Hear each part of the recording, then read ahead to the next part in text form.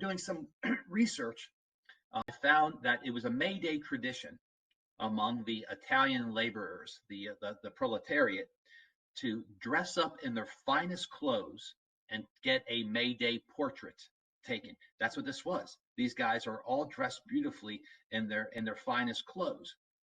And one guy is holding an Italian American newspaper called Il Proletario, the Proletarian, and another fella in the photograph is holding another Italian American newspaper called Il Martello, which means the hammer in Italian.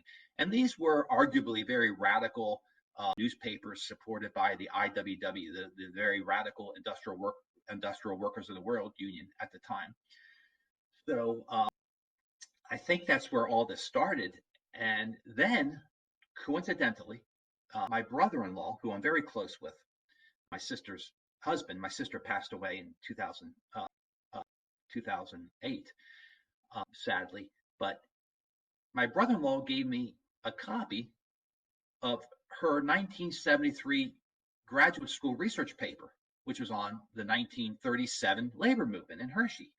And I read this, and her professor made some comments, and he said, "Did you ever think about taking this to the next level and researching the Italian American influence on the strike, socialism, and so forth?"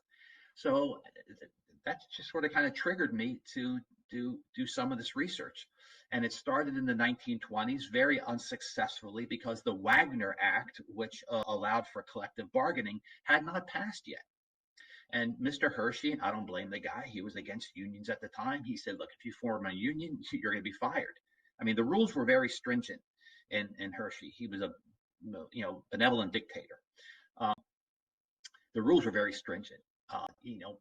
But then in the 1930s, they made more traction, and the CIO came to town.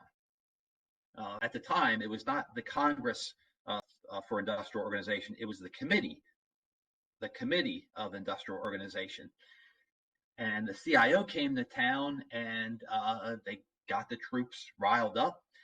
And at the time this all happened, they were protected by the Wagner Act. The unions certainly made some mistakes. There were numerous issues why they went on strike. For as good of a man as Mr. Hershey was, the pay was notoriously low. Now, he kept people employed for the most part during the Depression. There's no doubt about it. He did. He was building buildings, the beautiful, Hotel Hershey. I could go on and on, the things he did to keep people employed. However, what really got people going was that the pay was absolutely horrible, about 35 cents an hour at one point. And even for that time, that was very, very low. Yet he was investing several $1,000s a year per orphan in his school. And this really upset people. And that, coupled with the horrible working conditions from the supervisors who were lord and master in the plant, and then the overall sense of this paternalistic control over town, it got the workers to jump on board with the labor movement.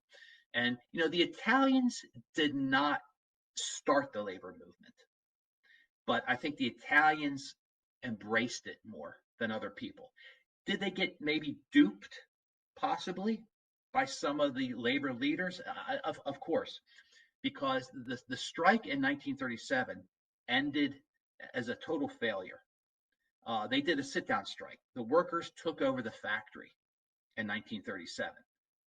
Since then, sit-down strikes have been made illegal, but they took over the factory in 1937, and it happened on April 2nd.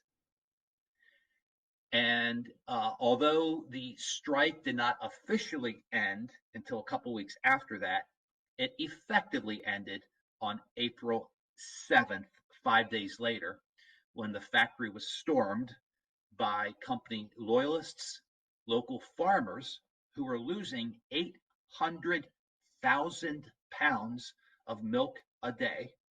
Wow.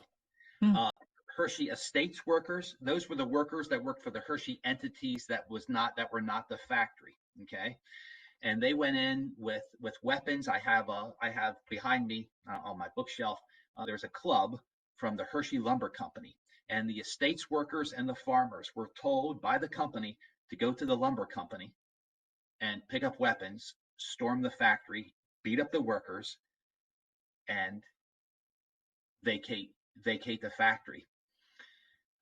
And it's well documented that many of these so-called farmers were actually fake farmers. They were paid strike-breaking goons that came in from the Philadelphia and Pittsburgh area. And I'm not going to blame anybody. This was very indicative of the times. It could have been far worse. We could have had a John Rockefeller here, or a Henry Ford. I think he was much more brutal than what we had here. But nevertheless, at this time, Milton Hershey was up in age, and some people say, "Well, it wasn't Mr. Hershey; it was his management." Well, nothing happened in this town without him knowing about it. The state police, their barracks were located 3 blocks from the factory. The state police did not show up until 30 minutes after the violence ended. I'm sorry, that was no coincidence. They made the workers, Italians and non-Italians alike, walk through a gauntlet, and they beat the heck out of them as they left the factory. There was also a blacklist. It's highly guarded. It's extremely confidential. I have snippets of it. Even today? Well, the blacklist was created back in 1937. I was given the original blacklist. I handed it back to the owner. I keep the source anonymous. I cite it in my research as an anonymous source.